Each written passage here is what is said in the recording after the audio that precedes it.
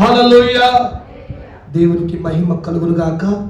ఈ పునరుద్ధార దినం మందిరానికి వచ్చిన మీ అందరికీ నా వందనాలండి. అందరికి ప్రైజ్ ది లార్డ్.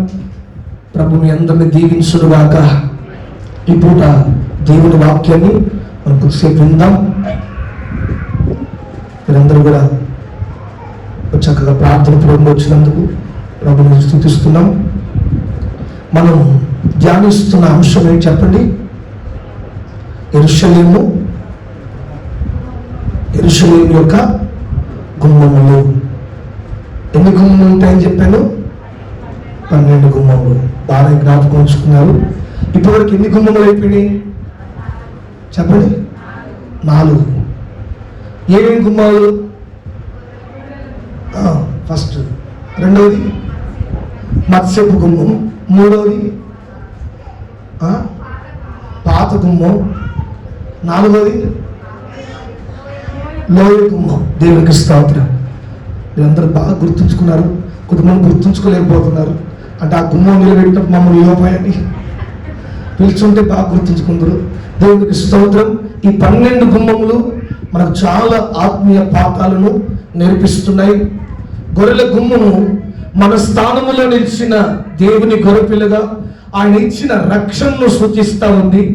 రెండవది మత్స్యపు గుమ్మము మనం పొందుకున్న రక్షణను అనేకులకు పంచిపెట్టాలని, తెలియజేయాలని, ఆ భారం కలిగి ఉండాలని మత్స్యపు గుమ్మం తెలియజేస్తూ ఉంది.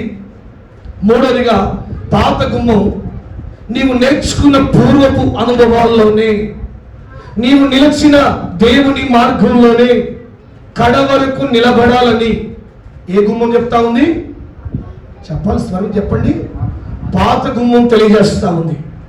4వదిగా ఏ గుమ్మం? లోయ గుమ్మం దీనత్వం సూచిస్తా ఉంది.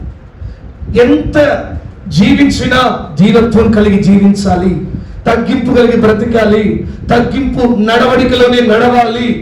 ఆ తగ్గింపే ఒక దినం మనని హెచ్చిస్తుందని లోయ గుమ్మం తెలియజేస్తా ఉంది.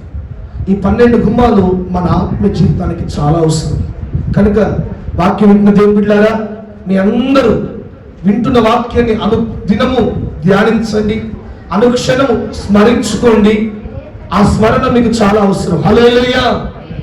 ఆ వాక్యాన్ని ధ్యానిస్తున్న వేళనే ప్రభు ఆ వాక్యములోని శక్తిని, ఆ వాక్యములో ఉన్న దీవెనను మీకు అనుగ్రహించునుగాక. ఆమేన్ చెప్పండి గట్టిగా. ఆమేన్ చెప్పండి గట్టిగా. హల్లెలూయా, హల్లెలూయా. ఈ పూట 5వ గుమ్మాన్ని ధ్యానిద్దాం. చదవండి. నెహెమ్యా గ్రంథం 3వ అధ్యాయం 14వ వచనం చూడండి.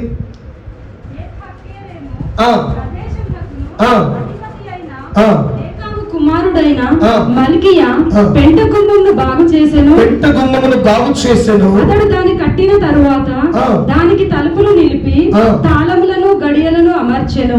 హల్లెలూయా. చేతులు పని గట్టిగా హల్లెలూయా.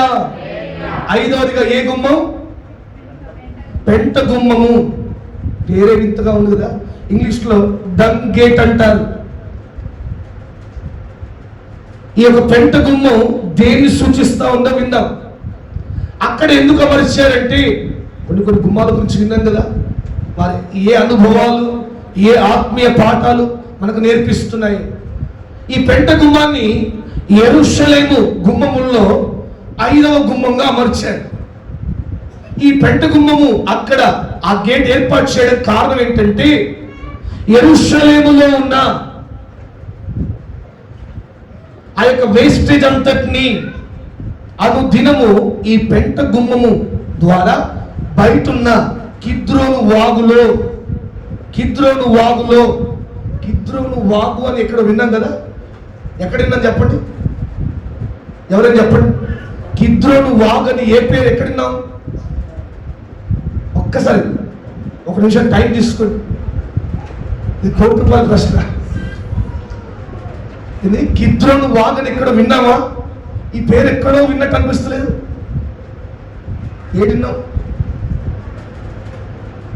మనలో కోరిక వాగున్నట్రా. ఎక్కడ విన్నాం తెలుసా? ఏలియా కాలంలో విన్నామా?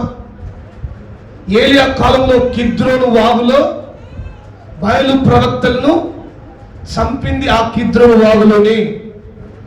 400 పైబడి ఉన్న ప్రవక్తలను, బయలు ప్రవక్తలు విజయం పొందుకున్న తర్వాత వారు పారిపోతా ఉంటే ఆ కిద్రోను వాగు వెంబడిలో చంపినప్పుడు కొంతమంది కిద్రోను వాగంటే ఏలియా భోజనం చేసిన ఆ వాగే కదయ్యా అనుకునేది. అది వేరేది. అదెక్కడ చెప్పండి, అదెక్కడ? ఓ చెట్టు కింద ప్రభువులో ఉన్నాడు ఒక వాగు దగ్గర, అదే వాగు కేరీతు వాగు. హల్లెలూయా. శబ్దం గట్టిగా చేతులు పెరిగితే హల్లెలూయా. కేరీతు వాగు దగ్గర ఉండమన్న తీరు అది వేరే. ప్రవక్తలను, బయలు ప్రవక్తలను బలి ఇచ్చింది ఈ కిద్రోను వాగు వెంబడి. అయితే ఈ పెంట గుమ్ము ఆనుకొని కిద్రోను వాగులో ఈ యొక్క యెరూషలేములో ఉన్న వేస్టేజ్ అంతటిని, పెంట అంతటిని, ఆ యొక్క సిటీని క్లీన్ గా ఉంచడానికి ఈ గుమ్మాన్ని యూజ్ చేసేవారు, ఈ గుమ్మాన్ని ఉపయోగించేవారు. ఈ గుమ్మం ద్వారా ఆ యొక్క యెరూషలేము అంతా ఒక స్వచ్ఛంగా ఉండడానికి ఉన్న వేస్టేజ్ అంతటిని ఈ గుమ్మం ద్వారా ఉన్న కిద్రోను వాగులో పడవేసేవారు. అందుకే దీనికి పెంట గుమ్మం అనొచ్చు. మరి ఈ పెంట గుమ్మం మనకేం నేర్పిస్తా ఉందంటే శుద్ధీకరణ నేర్పిస్తా ఉంది, ప్యూరిఫికేషన్. ఈ యొక్క పెంటను తొలగించేసి ఈ పెంటను తీసివేస్తే యెరూషలేము ఎలాగా స్వచ్ఛందంగా, స్వచ్ఛదనముతో, నీటిగా మారుతుందో మరి మన జీవితంలో ఉన్న పెంట వంటి మలినాలు, ఇప్పుడు డాక్టర్లు కూడా తెలియజేస్తారు ప్రతిరోజు వాకింగ్ చేయమని. ఎందుకు? వాకింగ్ చేయడం ద్వారా లేదంటే ఎక్సర్సైజ్ చేయడం వల్ల మన శరీరంలో ఉన్న స్వెట్ గ్లాండ్స్ అనేది, అంటే చెమట బిందువులు రావడానికి ఉన్నవన్నీ తెరవబడి అనుదినము బాడీలో ఉన్న చెమటంతా బయటికి వెళ్తే మనిషి నిత్యము మంచి శక్తివంతంగా, యాక్టివ్గా ఉంటాడు. అనుదినం మన శరీరంలో ఉన్న ఆ చెమట బిందువులు అనేవి బయటికి వెళ్ళిపోవాలి. స్వెట్ గ్లాండ్స్ అంటారు ఇంగ్లీష్లో. దాని ద్వారా అలాగే మన జీవితంలో ఏవైతే పెంట అనుభవాలు ఉన్నాయో, పాప మలినాలు ఉన్నాయో అవి అనుదినము శుద్ధీకరించుకోవాలి. చెప్పండి, ఎప్పుడెప్పుడు చెప్పాలి అందరూ. అనుదినము మరొక మాట అంటే అనుక్షణము అనుకోవచ్చు. అనుక్షణము ఈ శుద్ధీకరణ మనకు కావాలి. అందుకే శుద్ధీకరణ అనే పదం ఎక్కడున్నావు? ఈ మధ్యలో ఎప్పుడు విన్నామా? చెప్పండి. శుద్ధీకరణ గురించి ఎప్పుడు విన్నావు వాక్యం?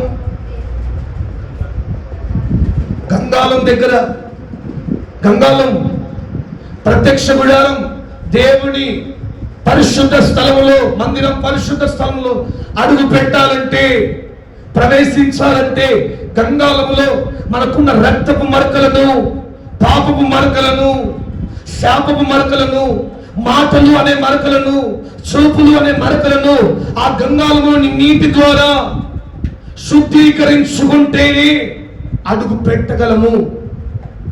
శుద్ధీకరించుకోకుండా దేవుని మందిరంలో ఉన్న దీపస్తంభములో, ధూపవేదికలో ఉన్న అగ్ని ఏవైతే అనుకొని ఒక ఇద్దరు వ్యక్తులు, మహానుభావులు ఏం చేశారంటే దేవుడు చెప్పిన అగ్ని కాకుండా వేరే అగ్ని తీసుకొచ్చి వెలిగించారట.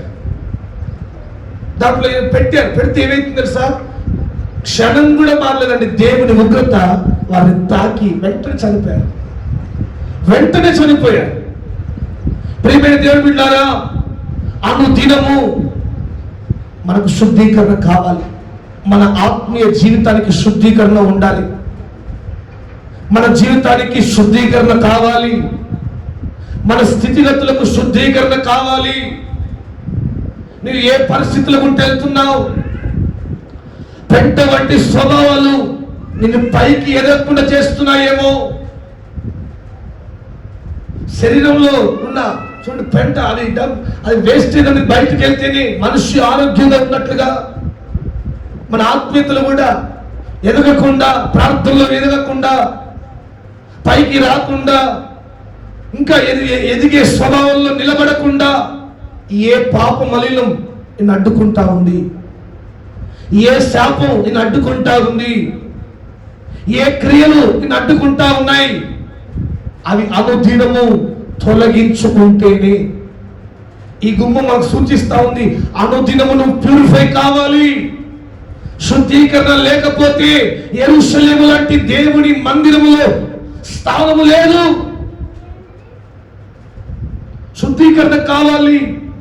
ఆ శుద్ధీకరణ లేకపోతే నీవు ఎదగలేవు, ఆత్మీయతలో ఎదగలేవు, భౌతికంగా ఎదగలేవు, విలువ పరంగా ఎదగలేవు, ప్రార్థనలో ఎదగలేవు, వాక్యములో ఎదగలేవు. ఈ శుద్ధీకరణ వారానికి ఒకరోజు చేసుకుంటే సరిపోదు కదయ్యా, సరిపోదా అమ్మా? ఇప్పుడు హైదరాబాద్ ఉందనుకోండి, హైదరాబాద్లో ఒక్క పూట వర్షం పడింది, ఆ డ్రైనేజ్ నీళ్ళు ఈ నీళ్ళు కలిపి మొత్తం రోడ్ అంతా మున్సిపాలిటీలు చేసినంత పని ఎవరు ఎంతో శ్రమ పడతారు. ఆ నీళ్ళని పంపిస్తేనే సిటీ అంతా క్లీన్ అయిపోతుంది. అనుదినం వెళ్ళాలి. శుద్ధీకరణ చూడండి. అందుకనే ఎదురుండి మనం మున్సిపాలిటీ సిటీలలో, మల్టీపోలియన్ సిటీలలో ఏం చేస్తారంటే అనుదినము, ఇప్పుడు గన్పూర్ మున్సిపాలిటీ కిందకి వచ్చింది కనుక అనుదినము ఏమంటారు, ఆ ట్రాలీ చెత్త బండి వస్తున్నది, తడి చెత్త పొడి చెత్త అని చాలా మంది అవి బాగా గుర్తున్నాయి. అది గుర్తులేవు కానీ వాళ్ళు ఇచ్చిన బకెట్లకు బాగా గుర్తున్నాయి. అవన్నీ రోజు వచ్చి సిటీ అంతా క్లీన్ చేయడం ఎంతో శ్రమ పడుతుంటారు. అవసరము, మన జీవితాలు కూడా అది అవసరం. అవి లేకుండా ఒక వ్యక్తి కదండి, ఒక దేశమే ఓడిపోయింది. శుద్ధీకరణ లేకపోవడం వల్ల. ఓ రోజు అమెరికా దేశంలో బాప్టిస్ట్ చర్చికి వెళ్ళే ఒక తల్లి ఉందంట. బాప్టిస్ట్ చర్చికి వెళ్ళే తల్లి, ఆమె చిన్న ఇంట్లో ఉంటా ఉంది. వాళ్ళ ఇంటికి దగ్గరలో వేరే చర్చికి వెళ్ళే ఒక ఆమె ఉంది. అయితే ఈ పూట ప్రార్థన పెట్టుకున్నామని, అన్ని ఏర్పాట్లు చేసుకున్నామని చెప్పి ప్రార్థన పెట్టుకున్నాం, అందరం పిలుద్దామని చెప్పి చుట్టుపక్కల అందరం పిలుస్తూ, అన్నిళ్ళు కూడా పిలుస్తూ ఈ తల్లి దగ్గర కూడా వెళ్ళిందట. అక్క, మా ఇంట్లో ప్రార్థన పెట్టుకుంటున్నాం, మీరు రావాలి. ఇప్పుడు చూడండి, పిలుస్తూనే వస్తారా లేదా? ఇప్పుడు మన వాళ్ళకి చర్చలు ఎత్తురారు, ఇంటింటి పోవాలి, తిరగాలి. ఆ ప్రార్థన పొద్దున తిరగాలి, సాయంత్రం తిరగాలి. ఎందుకంటే చర్చలు చెప్తే మనకు సహవాసం, ఇదొక సంఘం, ఇదొక కుటుంబం. ఒక్కసారి సేవకుడు చెప్పాడంటే, ఇప్పుడు విశ్వాసం ఏం చెప్పిందంటే ఇక మనం ఫోన్లో అవసరం లేదు, ఏదో అవసరం లేదు, వెంట రావాలి. మనం అక్కడ ఏంటంటే చూడండి, ఆ సంఘానికి వచ్చే స్త్రీ కాదు, వెళ్ళి అక్క మా ఇంట్లో ప్రార్థన పెట్టుకుంటున్నాం రండి అక్క అని చెప్పేసిందట. ఎన్ని గంటలకంటే సాయంకాలం అని చెప్పిందట. సరే అని చెప్పి వస్తాలే అన్నదట. నిజానికి ఆమె ఏదో పనులు పడి మార్కెట్కి వెళ్ళి ప్రార్థనకు రాలేదట. ప్రార్థనకు రావడం మర్చిపోయింది. 2 రోజుల తర్వాత అదే రోడ్డు మీద ఇద్దరు కలుసుకున్నారట. అక్క, మీరు ప్రార్థనకు రాలేదు, మా ఇంట్లో ప్రార్థన బాగా జరిగిందండి. ఎంత ఘనంగా జరిగిందో. ఆ రోజు మంచి వాక్యం అందించబడింది. విశ్వాసులు కూడా 60-70 మంది వచ్చారక్క. బాగా జరిగింది, మంచిగా భోజనాలు అంటే ఈ వందనంట. ప్రార్థన మంచిగా జరిగిందంటే ఒప్పుకుంటాడు. 60-70 మంది వచ్చారంటే అసలు నీ ఇల్లే చిన్న 2 రూములు, ఆ 2 రూములు 60-70 మంది పట్టారంటే నేను నమ్మను అన్నదట. నిజమే కదా? ఇప్పుడు 60-70 మంది పట్టాలంటే ఇంత స్థలం కావాలి. ఇంత స్థలంలో బయట ప్రార్థన పెట్టుకుంటే 60-70 మంది పట్టవచ్చు. ఈ తల్లికి ఉండే 2 రూములు అట. ఎన్ని రూములు? రెంట్కుంటున్నారు. ఈ చిన్న గదుల్లో రూములు ఖాళీగా ఉంటాయా? గ్యాస్, ఫ్రిడ్జ్, వాషింగ్ మిషన్, బీరువా, ఇంకెన్ని సామాన్లు ఉన్నాయి, అన్ని సామాన్లు నింపేస్తారు కదా. కూర్చోడానికి పట్టుమని 10 మంది కూర్చోడానికి కూడా స్థలం లేదు మీ ఇంట్లో.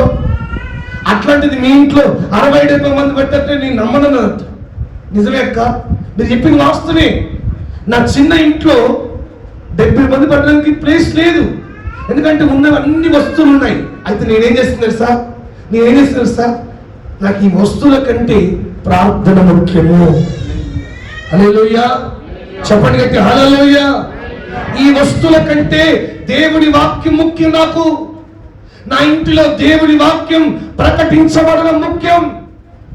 అందుకే నేను ఏం చేస్తుంది తెలుసా, నా ఇంట్లో దేవుని బిడ్డలు అడుగు పెట్టాలి, నా ఇంట్లో అందరూ ప్రార్థన చేయాలి, నా ఇంట్లో అందరూ భోజనం చేయాలి, నా ఇంట్లో అందరూ వాక్యం వినాలని చెప్పి నా ఇంట్లో ఉన్న వస్తువులన్నీ ఒక రోజు పాటు బయట పెట్టారు. అన్నీ ఈ వస్తువులు నాకు ముఖ్యం కాదు. ఈ పనికిరాని వస్తువులన్నీ ప్రక్కన పెట్టేసి విలువైన దేవుని వాక్యాన్ని నా ఇంట్లోకి ఆహ్వానించాను. హల్లెలూయా, చెప్పండి గట్టిగా హల్లెలూయా, హల్లెలూయా. చూడండి, విలువైన దేవుని వాక్యాన్ని ఆహ్వానించిన తన ఇంట్లోకి ఆ వస్తువులన్నీ బయట పెట్టేసి వాక్యానికి స్థానం ఇచ్చింది. ప్రియమైన దేవుని బిడ్డలారా, నీ జీవితంలో ఉన్న పాపం బయటికి పోతేనే, శాపం బయటికి పోతేనే, పనికిరాని మాటలు బయటికి వెళ్తేనే, పనికిరాని చూపులు బయటికి వెళ్తేనే, నీ పనికి మాలిన ప్రవర్తన బయటికి వెళితేనే దేవుని వాక్యము, దేవుని ప్రార్థన, ఆశీర్వాదాలకు నీ యొక్క జీవితంలో స్థానం దొరుకుతుంది. అవి తొలగించుకోకుండా వాక్యం కావాలి, ప్రార్థన కావాలి, సేవకులు కావాలి, సహవాసం కావాలంటే కుదరదు. అవి లోనికి రావు, అవి తెచ్చే ఆశీర్వాదాలు నీ ఇంటిలోకి రావు. వాటి ద్వారా వచ్చే ఆశీర్వాదాలు నీ ఇంట్లోకి ప్రవేశించలేవు. ఎందుకంటే నీ హృదయము, నీ ఇల్లు, నీ జీవితం అంతా ఉపయోగం లేని, విలువ లేని వస్తువుల చేత, పనికి వాళ్ళ వాటికి అవకాశాలు ఇస్తూ నీ జీవితాన్ని నింపేసుకున్నావు. అవి తొలగించుకుంటేనే, అవి తీసేసుకుంటేనే విలువైన ఆశీర్వాదాలు నీ జీవితంలో ప్రవేశిస్తాయి. విలువైన దేవుని ప్రణాళిక నువ్వు పొందుకోగలుగుతావు. దేవుని మార్గం ఏంటో నువ్వు గుర్తించగలుగుతావు. ఎటు వెళ్ళాలో తెలుసుకోగలుగుతావు. నీ జీవితం వాక్యానికి చోటు ఇవ్వకుండా పనికి మాలిన వాటికి చోటిస్తూ సమయాన్ని, సందర్భాన్ని, చూడండి, అవకాశాలను పోగొట్టుకుంటున్నావు. చూడండి, మనం అందరం చూడండి, వాక్యానికి, ప్రార్థనకు చోటిచ్చే వారిగా మారితేనే, అనుదినం శుద్ధీకరించుకుంటే మన జీవితంలో ఎనలేని సంతోషాన్ని పొందుకోగలుగుతాం. నీ జీవితంలో ఆ కన్నీళ్ళు పోవాలంటే దానికి సూచనగా ఉన్న సంతోషం నీ ఇంట్లోకి రావాలి, నీ జీవితంలోకి రావాలి. ప్రార్థన అనే సంతోషం వస్తేనే కన్నీళ్లు అనేవి బయటికి వెళ్ళిపోతాయి, కష్టాలు అనేవి బయటికి వెళ్ళిపోతాయి, నీ జీవితాన్ని వెంబడిస్తున్న శాపం బయటికి వెళ్ళిపోతుంది. నువ్వు వాటికి చోటు ఇవ్వకుండా అన్నిటికీ చోటిస్తారు. పెళ్లిళ్ళలో చూడండి, పెళ్లిళ్ళలో పేరెంటలు అన్నిటికీ చోటిస్తారు, అన్నిటికి చోటిస్తారు.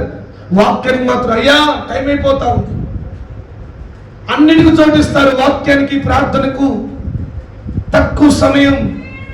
ఇంకొంతమంది అయితే చూడండి, వాళ్ళకి ఏ రోజు దొరికినట్టుగా ఆదివారమే అన్ని పెట్టుకుంటారు, ఆదివారం పెళ్లిళ్ళు పెట్టుకుంటా ఉంటారు, ఆదివారం ఫంక్షన్లు పెట్టుకుంటా ఉంటారు, ఆదివారం ప్రయాణాలు పెట్టుకుంటా ఉంటారు, ఆదివారం పంచాయతీలు పెట్టుకుంటా ఉంటారు. చూడండి, మనం గట్టిగా ఉంటే అయ్యా ఆదివారం లేదండి మేము మందిరానికి వెళ్తాం అంటే వాళ్ళు చూడండి పెళ్లిళ్ళు పెట్టే వాళ్ళు కానీ లేదంటే ఫంక్షన్లు ఏర్పాటు చేసేవారు కానీ రోజు మారుస్తారా? అంటే చూడండి, నీకు సంఘానికి, సహవాసానికి చోటు లేదు నీ జీవితంలో. అందుకే ఏమైతే లేవు ఒక్కరోజు, ఒక్కరోజు మ్యారేజ్ పెట్టుకుంటే ఏమైతే ఈరోజు బాగుందంట, ఈరోజు వర్షం లేదు, వాతావరణం బాగుంది, ఈరోజు పెట్టుకుంటే ఏమవుతుంది? ఆదివారం సంఘానికి వెళ్ళాలి, సేవకుల దగ్గరికి వెళ్ళాలి, మందిరానికి వెళ్ళాలి. నేను పొందుకోవాల్సిన శుద్ధీకరణ సంపూర్తి చేసుకుని వస్తే ఇంకా నేను ఎంతో మందికి దీవెనకరంగా మారుతాను. నీ దగ్గరే చోటు లేనప్పుడు, నీ దగ్గరే మాట లేనప్పుడు, ఇక లోకం ఎటు తిరిగితే, ఏ వైపు తిరిగితే ఆ వైపు నువ్వు వెళ్తున్నప్పుడు ఎలాగ నువ్వు శుద్ధీకరించబడతావు? బైబిల్లో చూస్తే చూడండి, ఇశ్రాయేల్ ప్రజలు 40 సంవత్సరాలు ప్రయాణం చేస్తూ విజయాన్ని సాధించడం కొరకు ప్రయాణం చేస్తున్న రోజుల్లో ఒక దేశం, చిన్న దేశం అండి, వాళ్ళు ఉన్నంత దానికి అంటే మనిషి లెవెల్కి గోరంత దేశం అనుకోండి. ఇస్రాయేల్కున్న మిలిటరీ, ఇస్రాయేల్కున్న సైన్యం, ఇస్రాయేల్కున్న నడిపింపు కంటే పోలిస్తే చిన్న దేశం.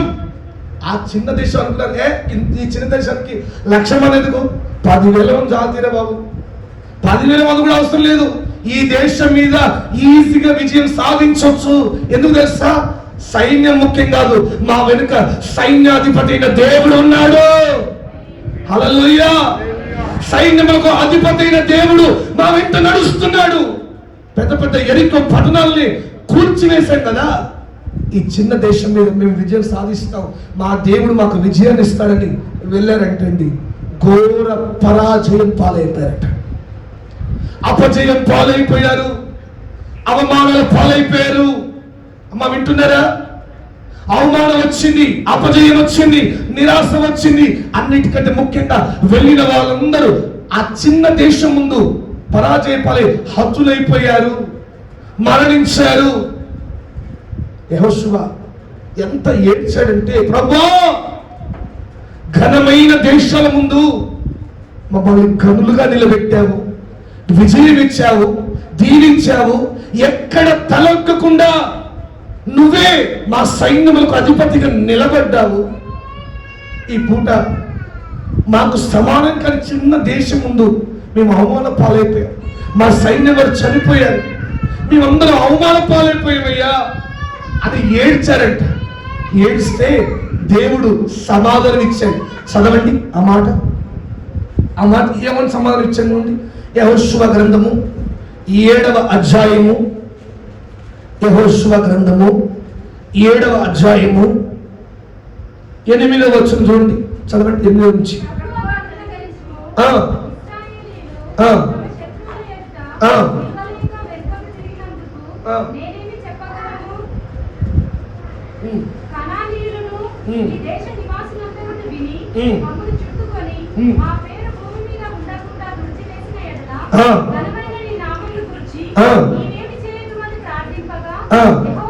అమ్మ వినాలి, దేవుడు సెలవిస్తా ఉన్నాడు. కుర్చీలో కూర్చోండి, మీరు కూడా వినండి. యెహోషువతో ఇట్లనెను, లెమ్ము, నీవేళ ఇక్కడ ముఖము నేల మోసుకొందువు. ఇశ్రాయేలీయులు పాపం చేసి ఉన్నారు, నేను వారితో చేసిన నిబంధనను వారు మీరి ఉన్నారు. శపితమైన దాని కొంత తీసుకొని దొంగిలి బొంకి తమ సామానులో దాన్ని ఉంచుకొని ఉన్నారు. హల్లెలూయా! చెప్పండి, హల్లెలూయా, హల్లెలూయా. ప్రియమైన దేవుని బిడ్డలారా, చూడండి, సాక్షాత్తు యెహోషువ ఏడుస్తా ఉంటే, వేడుకుంటా ఉంటే, కన్నీరు విడుస్తా ఉంటే, దుఃఖిస్తూ ఆయన పాదాలు పట్టుకుని, దేవా ఈ అవమానం తట్టుకోలేమని ఏడుస్తుంటే దేవుడు మాట్లాడుతున్నాడు. యెహోషువ ఎందుకు ఏడుస్తున్నావు, ఎందుకు తలదించుకున్నావు? తప్పు నీది కాదు, నీ దాంట్లోనే ఒక వ్యక్తి పాపం చేస్తున్నాడు. ఒక వ్యక్తి శపితమైన దాన్ని దొంగలించాడు, మన సైన్యాన్ని అపవిత్రపరిచాడు. ఆ వ్యక్తిలో పాపం నిలబడింది. అందుకే నేను మీతో రాలేదు, అందుకే నేను మీకు విజయాన్ని ఇవ్వలేదు, అందుకే నేను మీ పక్షాన యుద్ధము చేయలేదు. ప్రియమైన దేవుని బిడ్డలారా, ఒక్కసారి నీ జీవితాన్ని ఆలోచించుకో. నీ జీవితంలో కూడా నువ్వు అనుకున్న దాంట్లో ఎక్కడో ఓడిపోయావు కదా. నువ్వు అనుకున్న ఆలోచనలన్నీ పతనావస్థ పడిపోయినాయి కదా. ఎందుకు తెలుసా? నీ జీవితంలో కూడా ఎక్కడో పాపం మిగిలిపోయింది, శాపం మిగిలిపోయింది, ఏవో అపవిత్రమైన మిగిలిపోయాయి. దేవుడే అంటున్నాడు, నేను నీతో రాలేదు, నేను నీకు విజయం ఇద్దాం అనుకున్నాను, నేను నిన్ను గనపడదాం అనుకున్నాను, నిన్ను ఎక్కడో నిలబెడదాం అనుకున్నాను, నీ పిల్లలను, నీ కుటుంబాన్ని దేశం యొక్క ఉన్నత స్థలముల మీద, స్థానం మీద నిలబెడదాం అనుకున్నాను. కానీ నీవు నన్ను అవమానపరిచావు, లోకానికి బానిసై నన్ను అవమానపరిచావు, లోక ఆచారాలకు బానిసై నన్ను అవమానపరిచావు, నా విలువను పాడు చేశావు, నా స్థానాన్ని లోకం ముందు అమ్మివేశావు, యూదాలాగా అమ్మివేశావు. లోకం ఎటువైపు వెళ్తే నువ్వు అటువైపు వెళ్ళావు. అందుకే నీకు విజయం ఇవ్వలేదు. అందుకే నీ ఇంటిలో ఘనమైన స్థానం లేకుండా ఎందుకు అయిపోయిందంటే దేవుడే కారణం.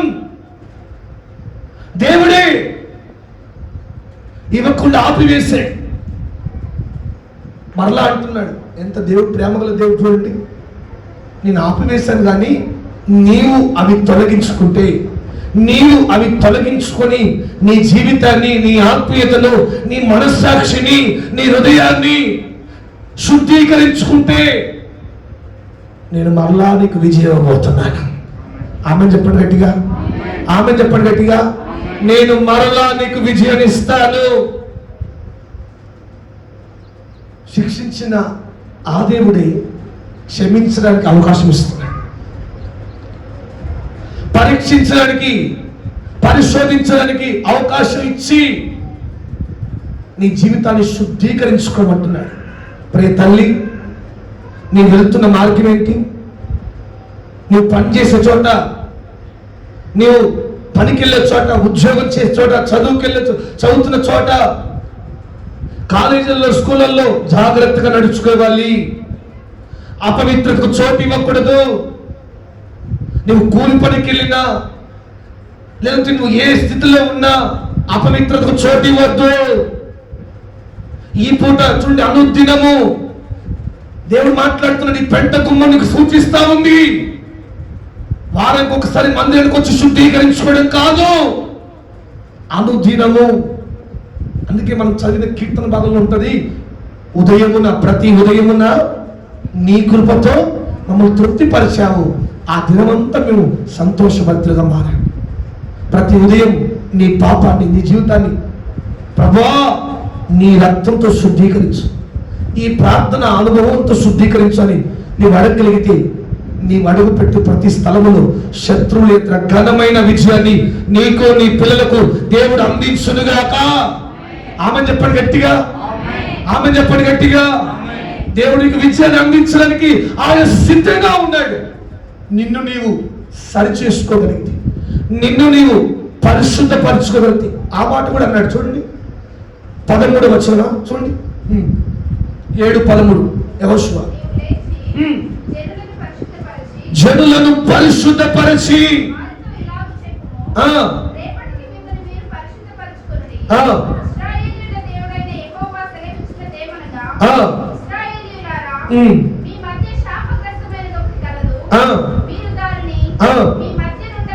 మీ మధ్య ఉండకుండా చాలు. హల్లెలూయా. తేటగా అవకాశం ఇస్తున్నాడు.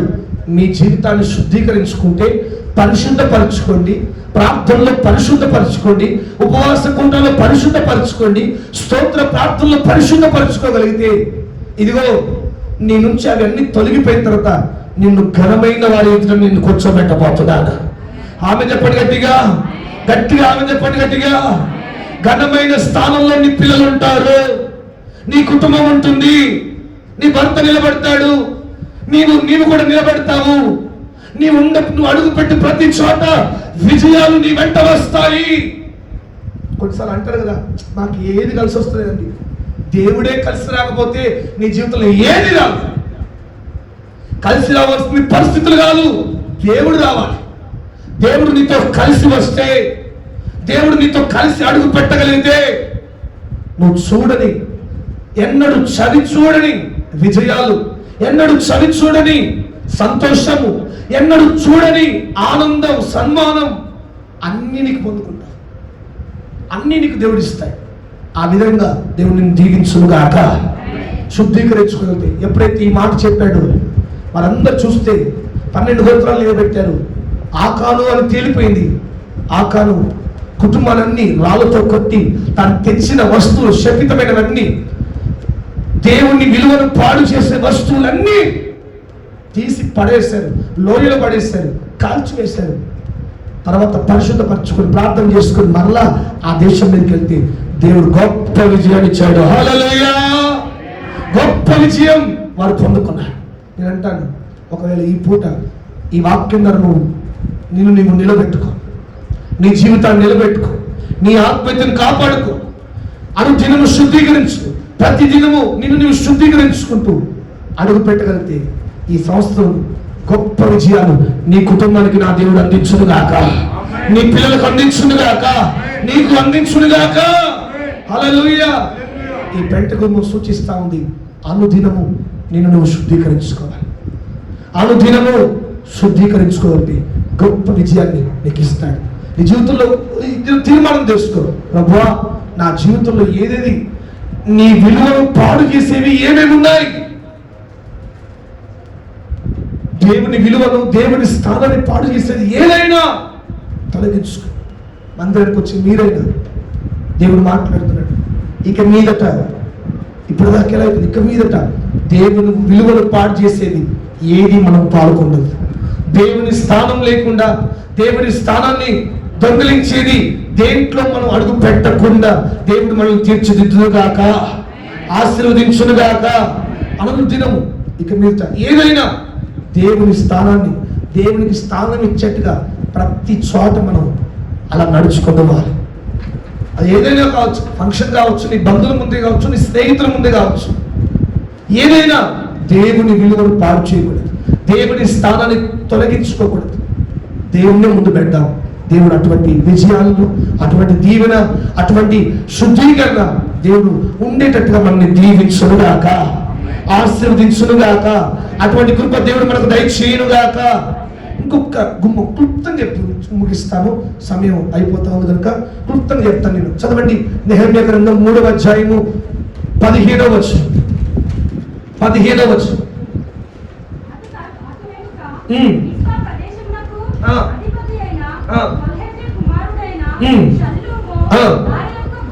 దారా యొక్క గుమ్మము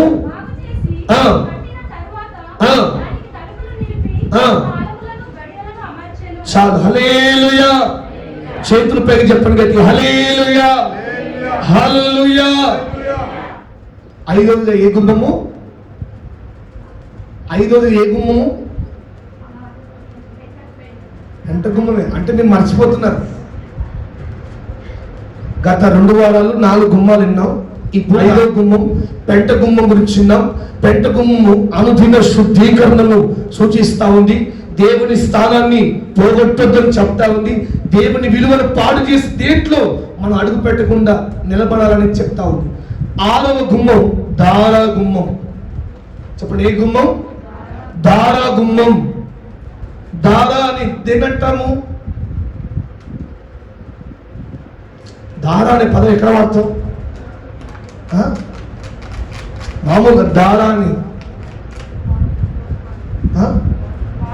నీళ్ళ దగ్గర కదా, నీళ్ళ దగ్గర ప్రవహిస్తా ఉంది అంటారు కదా, నీళ్ళ దగ్గర వాడతాం. ఇప్పుడు ఈ దార గుమ్మం ఇంగ్లీష్లో ఫౌంటైన్ గేట్ అంటారు, ఫౌంటైన్ గేట్ అంటారు. ఈ దార గుమ్మం దేని సూచిస్తా ఉందంటే పరిశుద్ధాత్మ అభిషేకానికి సూచనగా ఉంది. హల్లెలూయా. చెప్పాలి కదా, హల్లెలూయా. పరిశుద్ధాత్మ అభిషేకానికి సూచనగా ఉంది.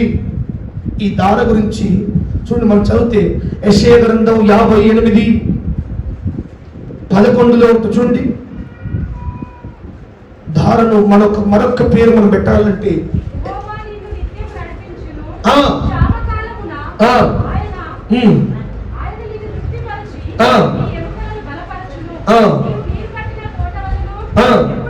ఎప్పుడు ఉబుకుచుండు నీటి ఊట వలె. నీటి ఊట. ఈ దారకు మరొక పేరు మనం పెట్టాలంటే నీటి ఊట. ఎప్పుడు ఉబుకుచుండు నీటి ఊట, నిత్యము సమృద్ధి గల నీటి ఊట, విస్తారమైన నీటి ఊట. మరొక పేరు అంటే స్ప్రింగ్స్ ఆఫ్ ద లివింగ్, జీవ జలపు ఊట, జీవ జలపు ఊట. ఆ మాట కూడా ఉంటుంది చూడండి. యెహెజ్కేలు గ్రంథం 47:1 వచనం. యెహెజ్కేలు గ్రంథం 47వ అధ్యాయం 1 వచనం. యెహెజ్కేలు గ్రంథం 47:1.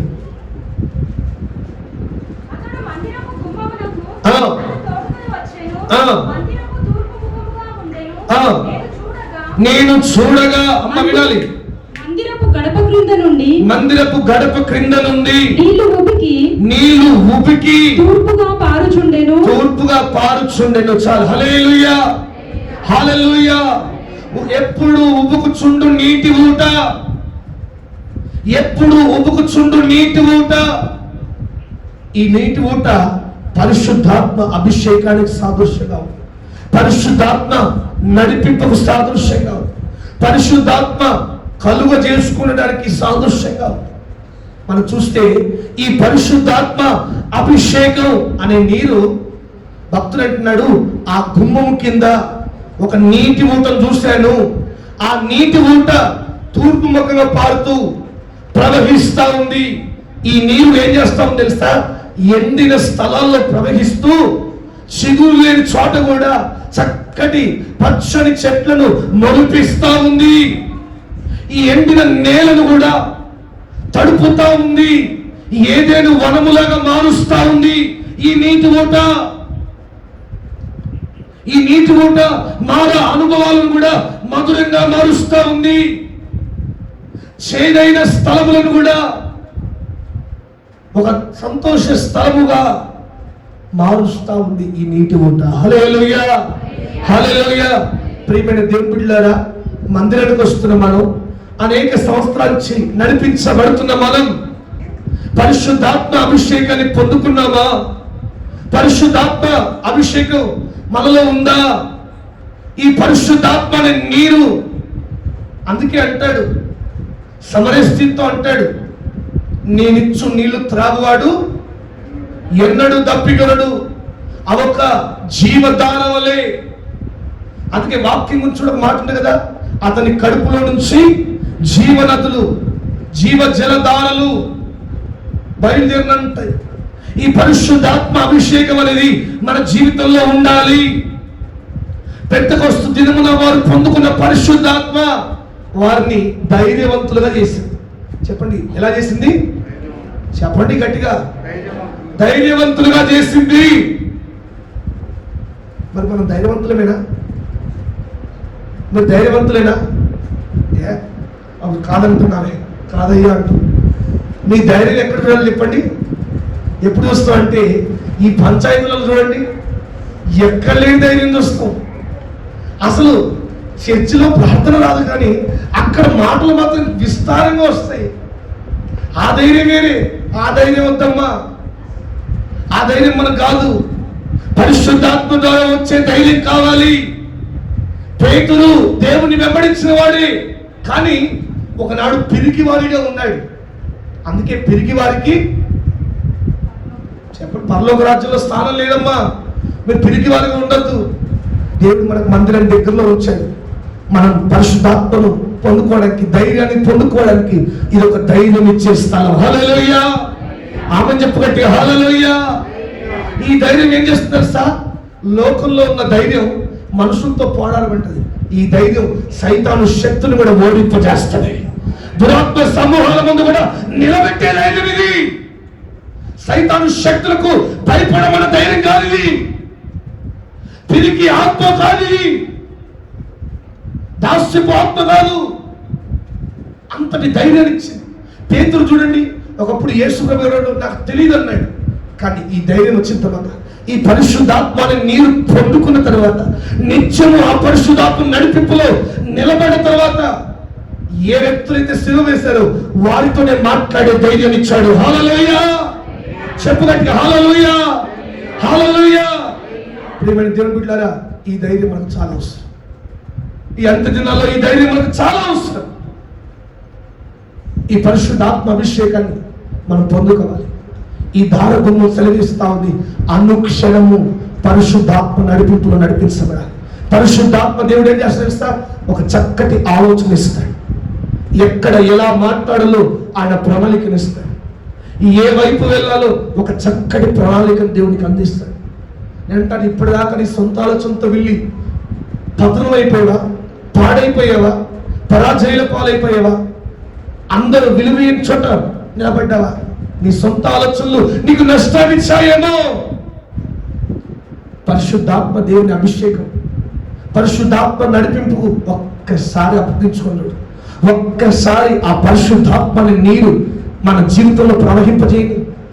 ఆ పరిశుద్ధాత్మ ఆ యొక్క అభిషేకంలో మనమందరం నింపబడగలిగితే మన అడుగుపెట్టు ప్రతి స్థలం ఒక విజయవంతంగా నా దేవుడు మార్చబోతున్నాడు. చప్పట్లు పెట్టి ప్రభు నామం పెట్టే గట్టిగా హల్లెలూయా, హల్లెలూయా. ఆ పరిశుద్ధాత్మ అభిషేకం నిశ్చయంగా మనకు నూతన ధైర్యాన్ని ఇచ్చునుగాక, నూతన కృపనిచ్చునుగాక, నూతన బలము చేత నింపునిగాక. ఈ పూట పరిశుద్ధాత్మ ఒక ఉబ్బుకుచుండు నీరు వలె నిత్యము మన జీవితంలో ప్రవహించునుగాక. ఈ దారగుమ్మ తెలియజేస్తా ఉంది, పరిశుద్ధాత్మ అనే నీరు నీళ్ళు జీవితంలో ఉంచుకోగలిగితే, పరిశుద్ధాత్మ నడిపింపు, పరిశుద్ధాత్మ ఆలోచన, పరిశుద్ధాత్మ సహాయము నీవు వేడుకోగలిగితే ఆ నడిపించే ఆలోచన, నడిపించే మార్గాలు ఘనమైన విజయానికి మార్గంగా నిలబడతాయి. ఈ పూట ప్రభువును మనసారా మనం వేడుకుందాం. ప్రభువా, ఆ పరిశుద్ధాత్మ నడిపింపు నాకు దయచేయండి, నా పిల్లలకు పరిశుద్ధాత్మ నడిపింపు దయచేయండి, పరిశుద్ధాత్మ అభిషేకము దయచేయండి. పరిశుద్ధాత్మ తండ్రి నా పిల్లల జీవితంలో చక్కటి ఆలోచనలు దయచేయండి, సరైన నిర్ణయాలు తీసుకునే ఆలోచన నీవు మాత్రమే ఇవ్వగలవు. అందుకే పరిశుద్ధాత్మ దేవుని నడిపింపు మనం కోరుకోగలిగితే ఈ యొక్క దారగుమ్మం తెలియజేస్తా ఉంది. ఈ పరిశుద్ధాత్మ నీరు ఎక్కడ ప్రవహిస్తుందో ఎండిన స్థలాలన్నీ చిగురించబోతున్నాయి, ఎండిన ఎముకల్లోకి జీవం వెళ్ళబోతా ఉంది, ఎండిన స్థలం ఏదేను వలె మార్చబోతున్నాయి, మాల అనుభవాన్ని మధురంగా మార్చుతున్నాయి, చేదు అనుభవాలను దీవెనకరంగా మారుస్తున్నాయి. నిశ్చయంగా ఇప్పుడు నాకు ఆ పరిశుద్ధాత్మ అభిషేకం కావాలి. అందరూ మోకరిద్దాం, చిన్న ప్రార్థన చేసుకుందాం. అందరూ మోకరించి ప్రతి ఒక్కరు అందరూ మోకరించి రెండు చేతుల ఆకాశం. అయ్యా, నీ అభిషేకంతో నన్ను నింపండి అయ్యా. నా జీవితంలో నా ఆలోచనలు నాకు నష్టాన్ని ఇచ్చావు, నా ఆలోచనలు నాకు నష్టాన్ని ఇచ్చావు, నా ఆలోచనలు నాకు పరాజయ పాలు చేశావు. అనేక సార్లు నష్టాల పాలైపోయారు, కష్టాల పాలైపోయాడు అయ్యా. ఈ పూట మనసారా ప్రభునాడు, ప్రభా నీ అభిషేకంతో నన్ను నింపు, నీ అభిషేక తైలముతో నన్ను అభిషేకించు. నీ పరిశుద్ధాత్మ నీరు నా జీవితంలో నిత్యం ఉబుకుచుండు నీరుగా మారాలయ్యా. నా ఎండిన జీవితాన్ని ఏదేనుగా మార్చాలయ్యా. నా చేదు అనుభవాలను మధురంగా మార్చాలయ్యా. దైవమా నీవే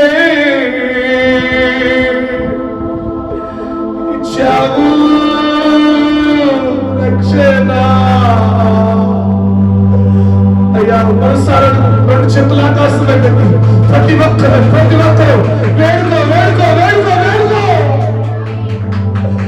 నాకు కావలసిన రక్షణ, నాకు కావలసిన సంరక్షణ కావాలయ్యా.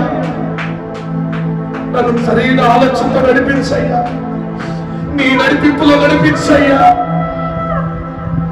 దైవమా నీవే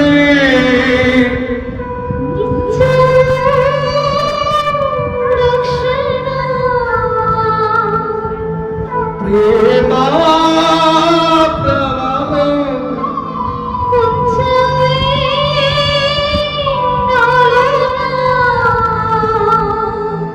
జీవితం అంకితం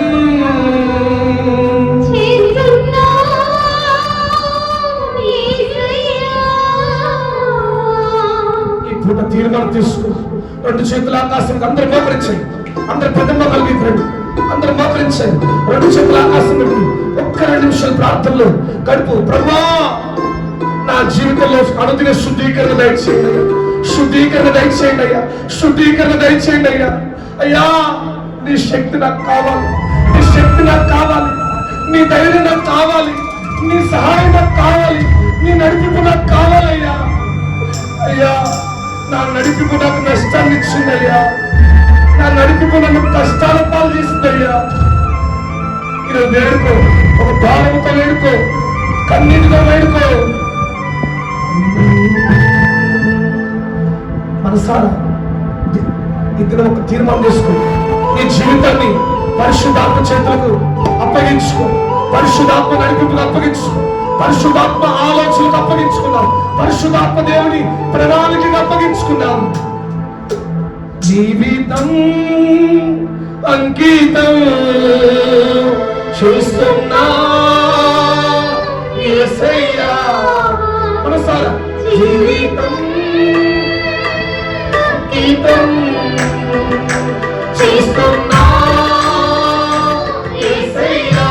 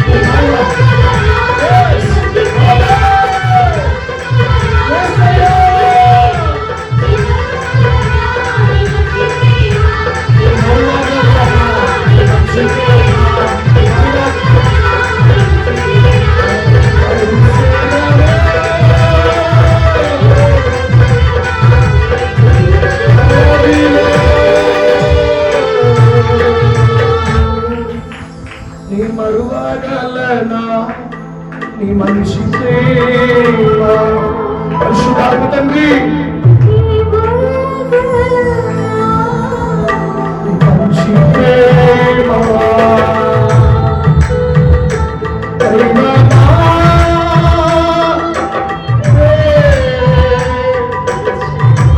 అయ్యా కన్నీటితో వేసుకో కన్నీటితో వేసుకో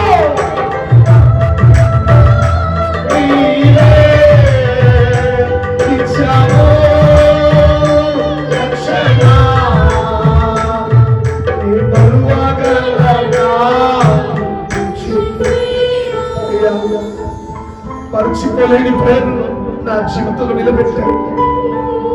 మర్చిపోలేని నీ సహాయం నన్ను స్థితిలో నిలబెట్టిందయ్యా. నీ నడిపింపు, నీ ఆలోచన, నీ ప్రణాళిక నన్ను నడిపించయ్యా. అయ్యా అనుదిన శుద్ధీకరణ నాకు దయచి నా జీవితంలో పాపం వల్ల ఈ దినం తొలగిపోవను గాక. నా జీవితంలో ప్రభా సొంత తలంపులు తొలగిపోవాలయ్యా. నీ నడిపింపులో నన్ను బలపరచయ్యా. దారగుమ్మం స్థలమిస్తా ఉంది.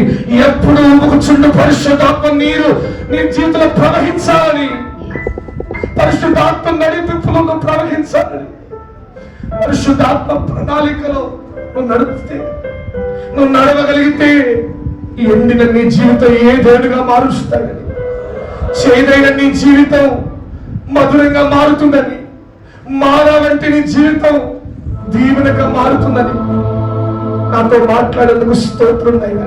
ప్రార్థన చేద్దాం.